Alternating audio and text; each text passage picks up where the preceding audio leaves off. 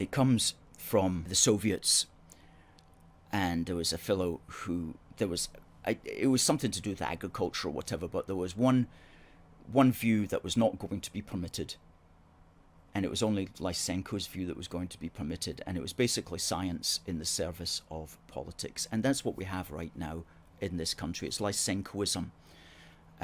If you take the different scientific view, you do not get heard. In fact, you get banished. You get banished to the proverbial Siberia if you do not take the correct view, whether it's on COVID or whether it's on the new thing which they're trying to push out now, which is the climate panic.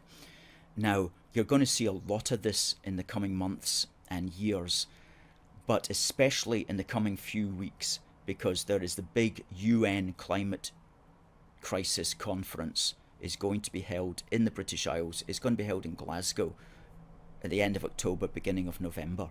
And so what they're doing is they're really pushing this into everybody's televisions now, is the idea that there's going to be a climate crisis, so that when the UN convention conference in Glasgow comes around at the end of October, you'll all be, yes, let's hope that they've all got plans to sort this out for us.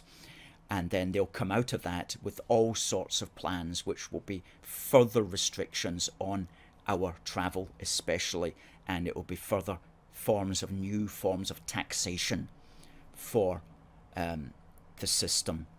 And that's basically why they're using the climate thing, is a scare tactic in order to bring in different restrictions and different taxes.